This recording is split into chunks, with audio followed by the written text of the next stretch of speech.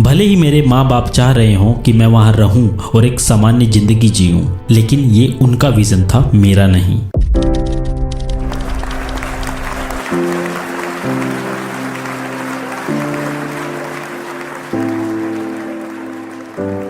Success का पहला नियम होता है एक विजन रखना। देखो, अगर तुम्हें पता नहीं है कि तुम कहाँ जा रहे हो और अगर तुम्हारे पास एक लक्ष्य नहीं है तो तुम इधर उधर भटकते रहोगे और कहीं नहीं पहुंच पाओगे। मैं 1947 में ऑस्ट्रिया में पैदा हुआ था। दूसरे विश्व युद्ध के बाद मैं बहुत भाग्यशाली था कि मैंने अपने आप को अपने विजन के नीचे छुपा लिया। और जब मैं बड़ा हुआ तो मुझे ऑस्ट्रिया शहर बिल्कुल भी पसंद नहीं आ रहा था। मैं वहाँ रहकर किसानी करना या किसी फैक्ट्री में काम करने का सपना नहीं देख सकता था। भले ही मेरे माँ बाप चाह रहे हों कि मैं वहाँ रहूं और एक सामान्य जिंदगी जीऊं, लेकिन ये उनका विजन था, मेरा नहीं। मेरा विजन बिल्कुल अलग था। मैंने महसूस किया मैं कुछ खास, कुछ अनोखे के लिए पैदा हुआ हूँ। फिर एक दिन मैं स्कूल गया। मैं याद करूँ तो उस वक्त मैं 11 साल का था। वहाँ स्कूल वालों ने अमेरिका की एक डॉक्यूमेंट्री दिखाई। उस डॉक्यूमेंट्री में लंबी बिल्डिंग्स, बड़े बड़े ब्रिज, 6 लेन वाले हाईवेज और भी ऐसी तमाम चीजें। और फिर मैंने सोचा यही जगह है जहाँ मुझे जाना है, यही वो जगह है जहाँ मैं जाना चाहता हूँ। मैं यहाँ नहीं रह सकता जहाँ छोटे छोटे घर और छोटी छोटी बिल्डिंग्स हो। मैं अमेरिका जाना चाहता हूँ। मैंने स्कूल के बाद एक दिन गराज के एक स्टोर पर एक मैगजीन लगी देखी। वो एक बॉडी बिल्डिंग मैगजीन थी जिसके कवर पे रेस पार्क की फोटो लगी थी। रेस पार्क तब 3 बार मिस्टर यूनिवर्स थे और मैंने उन्हें हरकुलिस के रूप में बड़े पर्दे पर देखा था। मैंने वो मैगजीन पढ़ी और अपने आप से कहा, वाओ, ये मेरी जिंदगी का ब्लूप्रिंट है, यही मैं करना चाहता हूँ। मैं भी बॉडी बिल्डिंग चैंपियन बनना चाहता हूँ जैसे कि रेस पार्क है। मैं भी मूवीज में जाना चाहता हूँ जैसे कि रेस पार्क है। मैं भी करोड़पति और मशहूर बनना चाहता हूँ जैसे कि रेस पार्क है। तुम्हें पता है कितना अच्छा लगता है जब तुम्हें ये पता हो कि तुम्हें जाना कहाँ है। बहुत लोग नहीं जानते कि वो कहाँ जा रहे हैं, लेकिन मुझे पता था कि मैं मिस्टर यूनिवर्स बनूंगा। बस अब ये था कि मैं इसे कैसे करूंगा। मैं उस वक्त बहुत हल्का महसूस कर रहा था, क्योंकि जब तुम्हारे पास एक विजन होता है, एक लक्ष्य होता है, तो सब कुछ आसान हो जाता है। लोग हमेशा मुझसे पूछते थे जब वो मुझे जिम में देखते थे कि तुम इतना हार्डवर्क क्यों कर रहे हो, 5 से 6 घंटे रोज, और तब भी हमेशा तुम्हारे चेहरे पर मुस्कान क्यों होती है। और मैं लोगों को हमेशा यही कहता था, क्योंकि ये मेरे लिए बिल्कुल सोने जैसा है।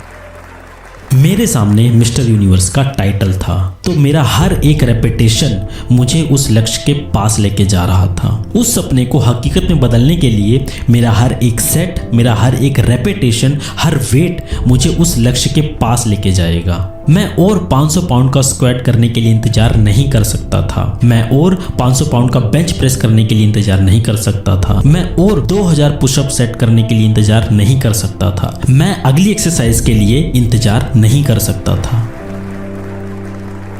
जब मैं 20 साल का था, मैंने लंदन जाके मिस्टर यूनिवर्स कॉन्टेस्ट में पार्टिसिपेट किया और मैंने सबसे छोटे मिस्टर यूनिवर्स के रूप में जीत हासिल की। और ये सिर्फ इसलिए हो पाया क्योंकि मेरे पास एक विजन था। तो दोस्तों, एक बात बताता हूँ, अपने लक्ष्य को विजुलाइज करना और उसके पीछे जाना, ऐसे करने में ना मजा बहुत आता है। तुम्हारे पास एक मकसद होना चाहिए। जो भी काम तुम लाइफ में कर रहे हो उसका एक मकसद होना चाहिए। लगभग 74% लोग अमेरिका में अपने काम से नफरत करते हैं। आप यूरोप आओगे, आपको वहां भी सेम कहानी मिलेगी। अधिकांश लोग अपने काम से खुश नहीं है क्योंकि उनके पास एक गोल नहीं है। लोग अपने विजन को फॉलो नहीं करते, बस इधर उधर घूमते रहते हैं और फिर अगर किसी जॉब का चांस मिलता है तो वो उस जॉब को पकड़ लेते हैं, क्योंकि उन्हें सरवाइव करने के लिए कुछ न कुछ तो करना ही पड़ता है। लेकिन जब वो काम करना स्टार्ट करते हैं तो कुछ टाइम के बाद वो जॉब उनके लिए बर्डन हो जाता है और फिर मजा नहीं आता। अगर तुम देखोगे तो आपको सिर्फ 25% लोग ही ऐसे मिलेंगे जो अपने लाइफ में वो काम करते हैं जो उन्हें सच में पसंद है। तो ये कुछ अनबिलीवेबल है। मैं खुद इतना भाग्यशाली महसूस करता हूँ कि मुझे पता था मैं क्या कर रहा हूँ।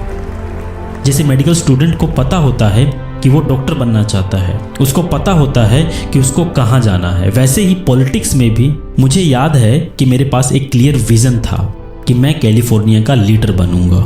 क्योंकि मैं अमेरिका में पैदा नहीं हुआ था इसलिए मैं प्रेसिडेंट नहीं बन सकता था, लेकिन मैंने कैलिफोर्निया का गवर्नर बनने का ड्रीम देखा जिसे मैंने पूरा किया। इसलिए रूल नंबर 1 एक विजन रखना।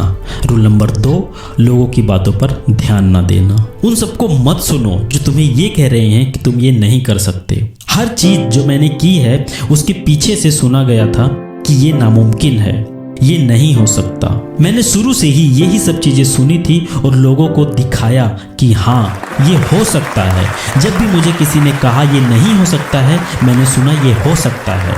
जब कोई कहता था नो तो मुझे सुनाई देता था यस, और जब कोई कहता था इम्पॉसिबल मैं सुनता था इट इज पॉसिबल। मैं वो मजबूत विश्वास रखता हूँ जो नेल्सन मंडेला ने कहा है कि हर चीज हमेशा नामुमकिन होती है जब तक उसे कोई करके ना दिखाए। और मैं वही था जो अपने आप को कहता था कि मैं ये करूंगा और मैं उन्हें करके दिखाऊंगा कि ये मुमकिन है। भले ही ये पहले हो चुका हो या ना हो चुका हो, लेकिन मैं इसे करूंगा।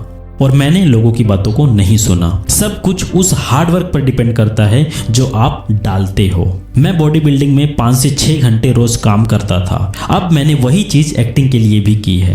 मैं कॉलेज गया, इंग्लिश पढ़ी, एक्सेंट को रिमूव कैसे करते हैं वो सीखा, एक्टिंग क्लासेस ली और ऐसी बहुत सी चीजें। मैं दिन भर काम करता था और मेहनत करता था, और कुछ ही समय में मैंने एक मूवी की, हरकुलिस इन न्यूयॉर्क, जो कि बिल्कुल भी नहीं चली, लेकिन मैंने हार नहीं मानी। मुझे अब भी वही विजन था। फिर मैंने स्ट्रीट ऑफ सैन फ्रांसिस्को की, स्टे हंग्री की, पंपिंग आयरन की विलेन का रोल किया। फिर एक दिन मुझे दीनो दी लॉरेंटिस ने यूनिवर्स स्टूडियो से बुलाया कैनन द बारबेरियन में लीड रोल करने के लिए। और जब हमने शूटिंग खत्म की तो डायरेक्टर जॉन मिली ने प्रेस कॉन्फ्रेंस में कहा कि अगर आर्नोल्ड ना होता तो हमें एक बनाना पड़ता। सोचो, मेरी जिस फिजिक्स के लिए लोग मुझे कह रहे थे कि ये कभी नहीं काम आ सकती क्योंकि अब इसका टाइम गया, उसके कुछ साल बाद मैं कैनन द बारबेरियन कर रहा था और वो बॉक्स ऑफिस पर नंबर 1 थी, जो रिलीज हुई थी 1982 में। सोचो, डायरेक्टर कहता है कि आर्नोल्ड के पास वो बॉडी ना होती तो हमें एक बनाना पड़ता, तो मेरी बॉडी एक लायबिलिटी नहीं एक एसेट बन गई।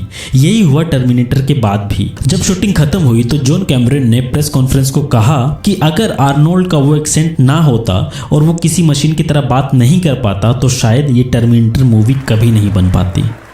तो मेरी बॉडी और एक्सेंट जिन पर लोग हमला कर रहे थे वो मेरे लिए एक एसेट बन गया। लेकिन मैं उन लूजर की बातों पे नहीं सुनता। उन लूजर्स की बातों को मैंने बिल्कुल नहीं सुना। सच्चाई ये है कि तुम लोगों की बातों को नहीं सुन सकते। ये सब कुछ मेहनत पे डिपेंड करता है और मैं वही कर रहा था। ये एक बहुत इंपॉर्टेंट लेसन है सबके लिए। तो जब भी तुम्हें कोई कहे कि ये स्टूपिड आइडिया है तो तुम कभी भी उसकी बातों को मत सुनना, अपने दिमाग में उसकी बातें मत लाना। तुम हमेशा अपने दिमाग से अपने विजन को फॉलो करना।